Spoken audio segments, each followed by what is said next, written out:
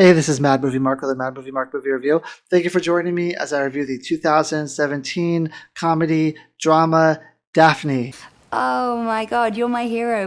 Well, that's too much. That's too much praise. I can't accept that. But thank you. I do appreciate that. Daphne has a 100% fresh rating from the critics on Rotten Tomatoes and a 63% fresh rating from the audience. I am currently reviewing every movie that has a 100% fresh rating from the critics in chronological order. Now, to be honest, I could not relate to Daphne's character at all. I thought this movie was extremely slow paced, especially the beginning of it. And Daphne, to me, not only has no redeemable qualities, but there's not one point in this movie where I really care about her character, where I really care if she's actually going to dig herself out of this funk that she's in. Like, I have no feelings towards her, and that's a big miss for me with this movie. Is you really have to be invested in her character. You really have to be invested in her improving her life, and I just wasn't there at all. If I'm going to be honest, I was just bored throughout the entire movie. I thought that her character was kind of ridiculous. Like, they're trying to paint her as a single woman who has this job that she kind of hates,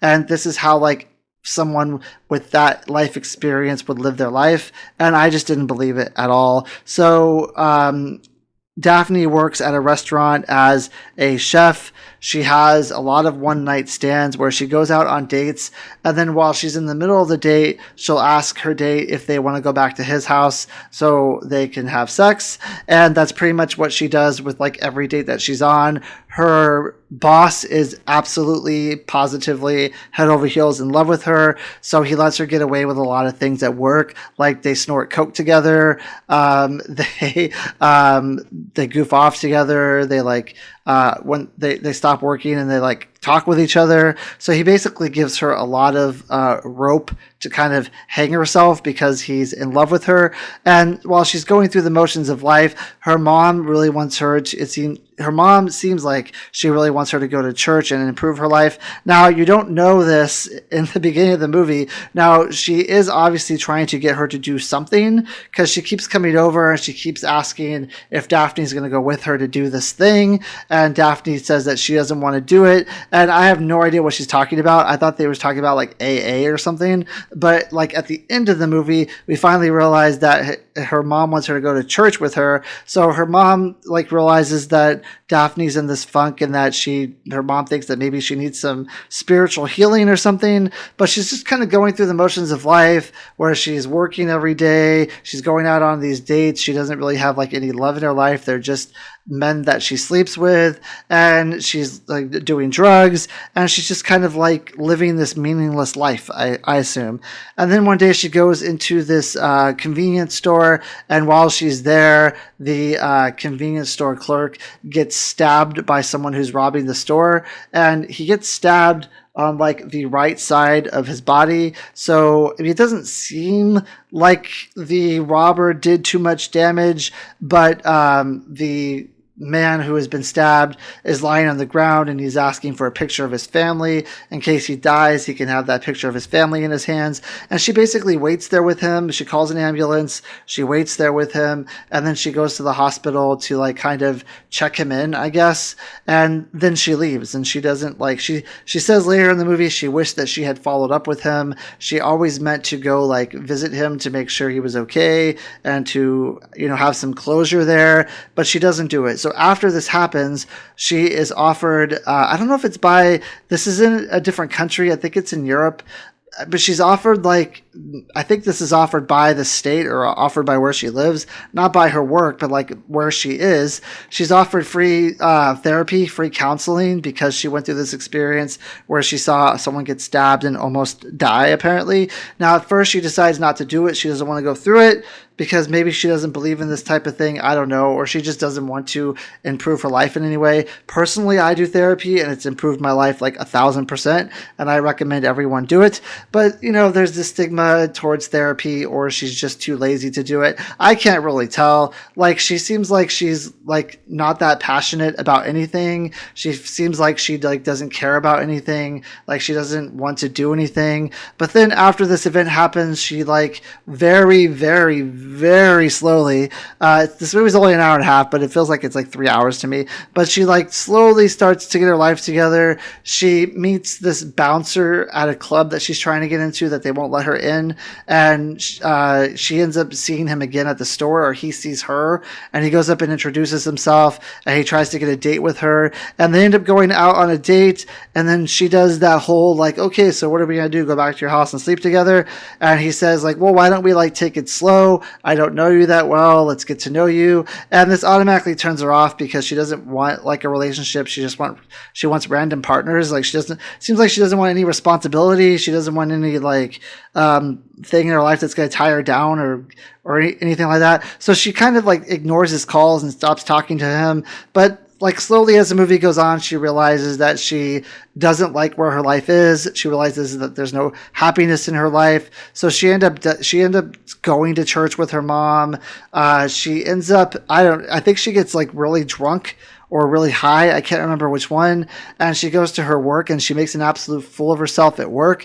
And then the next day, her boss is with her and she's like, so like, I'm assuming I'm fired, right? And of course he says, no, like if you want your job's there, even though she should definitely have been fired because she did this in front of customers and she did this in front of her coworkers. So if she's invited back, obviously there's going to be a bad like picture that her boss is painting here that you can do whatever you want as long as I'm in love with you, you can come back and do whatever you want. So he says, no, like you can have your job if you want.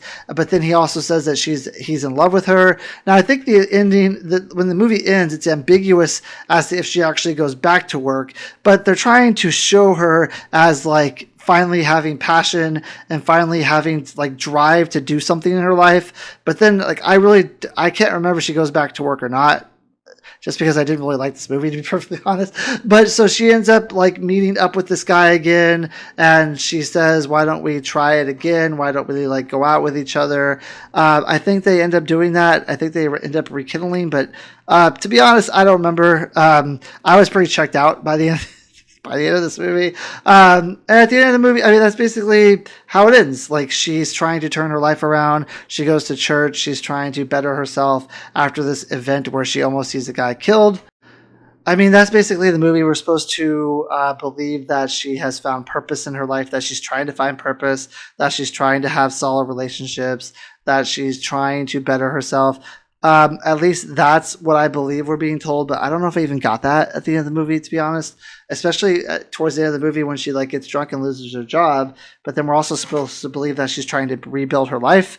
I don't know. I don't think like I got from this movie what they wanted me to get from this movie. It also doesn't help that I don't know anyone in my life who's ever been like this. I have no personal relationships with people like this. I can't relate to this at all. I used to work in fast food. Sure, we had people who we had employees who like did drugs. We had employees who hated their lives. Everyone who works in fast food hates their life, essentially. If not, then that's fine. But most of the people I worked with hated their life. But like I never knew people that were this extreme with things. Like people I worked with who hated their lives still found some sort of joy in their life, whereas Daphne is completely joyless until she witnesses this murder, and then she tries to find some joy. Like I've never faced that before. I've always been around people who can at least find something to be happy about, can see at least find one bright spot in their life. So I don't know if this is actually like the type of turn that someone would take after seeing someone almost die and reevaluating their life. I don't know if this was realistic or not because I have nothing to base it on, but I can say that I honestly didn't think the movie was that great. It was extremely slow. Like this movie is very, very slow. It just seems so drawn out to me. I was not like impressed by Emily Beecham's acting or the way she played this character, nor was I impressed with any of the acting in this movie. There was just very few things that I enjoyed about this movie. I really enjoyed when it was over. Let's give it that. But it just seems like the plot was too extreme to me. They're on the too extreme of the coin here, of someone who hates their life, of someone who is just kind of doing the motions through life, and it wasn't believable to me. And then when she saw this guy almost die, she still kind of had the same type of life that she was having. It wasn't like an immediate like, oh man, I just saw this guy almost die, now I should change my life and turn it around. It was like this long drawn out thing where she was still kind of acting the way that she was, and then there was like this realization that maybe she shouldn't do that anymore. I don't know, it just wasn't for me. This isn't the kind of movie that I enjoy. It has to, for me, it has to be either somewhat relatable or it has to like strike an emotion, but this movie didn't strike any emotions for me, because I have no experience with any of this. So I give it a 5 out of 10. I didn't think it was great. Even maybe if I related to it a little bit more, I still wouldn't think that it was good. But it's 5 out of 10. That's the best I can do with it. I hope you join me next time when I review a movie called Summer 1993. Thank you. Have a great day.